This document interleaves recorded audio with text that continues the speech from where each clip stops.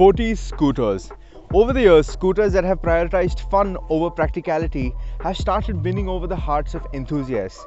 Brands like Aprilia with the SR series and the TVS Ntorq, which has personally been our favorite sports scooter, have been convincing people to buy them over motorcycles even. And now, Yamaha has stepped up and has decided that they want to show us how it is done with what I have right here next to me. Say hello to the Yamaha Aerox 155.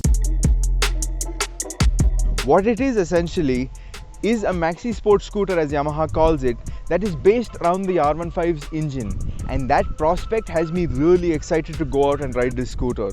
But before I tell you all about this scooter, do subscribe to the Evo India YouTube channel, like this video, share this video, and click that bell icon to stay notified for all things thrill of driving and thrill of riding.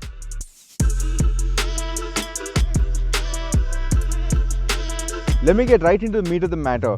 This Aerox 155 gets the same engine as found on the Yamaha R15, meaning it's the same 155cc single-cylinder liquid-cooled engine that gets a 4-valve head. And get this, it gets the VVA technology as well. The only differentiating factor between the two engines on the R15 and this is that the R15 gets a 6-speed manual gearbox, whereas this is mated to a CVT transmission. Granted, in the conversion to make this a scooter, it has lost some power from its 155cc engine, but you'll never miss it. And like I said, this also does get VVA. So you have a nice wide power band that starts right from the lower end of the rev range and all the way up to 6,500–7,000 RPM. And even then, it doesn't feel like you're losing steam. You might run out of road though.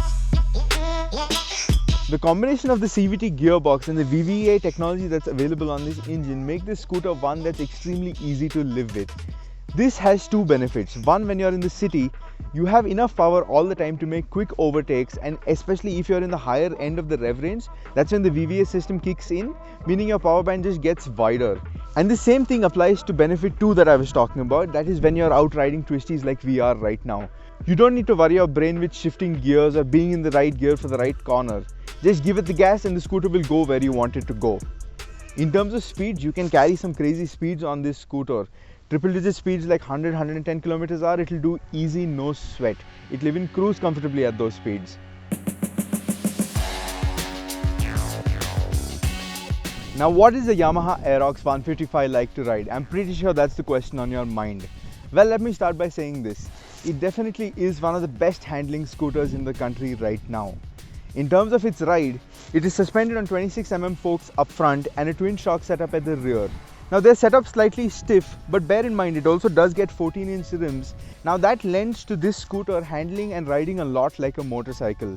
Like I said, the suspension setup is stiff, so if you go over a sharp speed breaker or into a deep pothole, it is going to be harsh. But pick up the pace, and the Aerox does a fairly adequate job of ironing out all the undulations. Now, it's not the most comfortable scooter out there, but that was never its intention to begin with. Now, in terms of its handling, the 14-inch rims, the stiff suspension setup and the wide tires really come into their own when you're on twisty roads like we are on right now. The bike is flickable, agile, and it holds the line very well. Tip it into a corner, show it the line, and it will hold it confidently. The scooter also has enough ground clearance and you won't be scraping anything unless you're carrying extreme amounts of lean. And if you want to take the handling game of your Aerox 155 one step further, Yamaha will also sell you an adjustable KYV rear shock setup. Now, in terms of braking, you get a 230mm disc up front with single channel ABS and a 130mm drum brake at the back. I would have liked to have a disc brake at the back because the braking performance of the rear is not too good. It feels a little spongy and not enough. Whereas the front brake, you get sharp bite and the progression is linear, allowing you to confidently brake hard. And the ABS system is also well calibrated and it didn't come on abruptly. The Yamaha Aerox 155 is one bold looking scooter. I mean, just look at it. It looks like it belongs in the MotoGP pits waiting to ferry Valentino Rossi to greet his fans. Up front, you have this massive split LED headlight setup with LED DRLs as brows above it, and they do a good job of illuminating the road ahead of you at night. The turn signals, like the Yamaha R15 V4, are still traditional bulbs and are placed on the sharply designed side body panels. The floorboard design of the Aerox is unlike any other scooter in the market. Instead of a flat floorboard, you have a column that houses the fuel tank in the center that separates the two footwells, and that takes some getting used to. But that does aid in handling because of the lower center of gravity thanks to the fuel tank being placed lower. The rear of the scooter continues with a sharp design with a neatly integrated LED tail lamp and that nice chunky 140 section rear tire. The only sore spot when looking at the scooter from the rear are those blinkers. You get LED blinkers as an accessory, but why does it not have LED blinkers as standard Yamaha?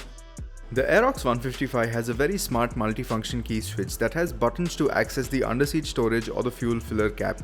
Speaking of the fuel filler cap, it is located conveniently on top of the floorboard column. The underseat storage has a 24.5 litre capacity and Yamaha claims it can hold one XL sized full face helmet plus some more stuff. And it actually can, provided you keep the crown side of your helmet down. And then there is this compartment with a charger for your phone, which will be a squeeze for the bigger phones we have these days. Apart from this, the instrument cluster is also Bluetooth enabled, which displays incoming call, text notifications, app notifications and phone battery status. And the Y-Connect app enables a plethora of functions like telephony, geo-tracking, malfunction notification, fuel consumption tracker, and the Revs dashboard, which provides engine telemetry on your smartphone screen. Despite having all this, the Aerox 155 doesn't get turn-by-turn navigation, a feature that is available in scooters that are much more affordable as well.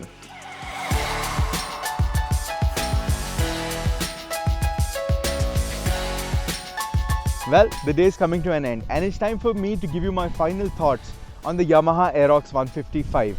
At Rs 1.29 lakh, the Aerox is certainly not cheap.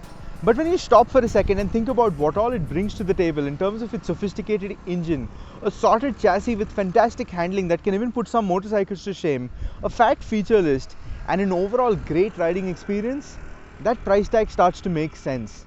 And in terms of rivals, its nearest rival on paper is the Aprilia SXR 160 with its Rs 1.26 lakh ex-showroom price tag. Would I recommend this over the Aprilia? I certainly think so. Why? This makes more power. It's the better handler of the lot. It gets more features, and you also need to consider that Yamaha's dealership and service network is vast.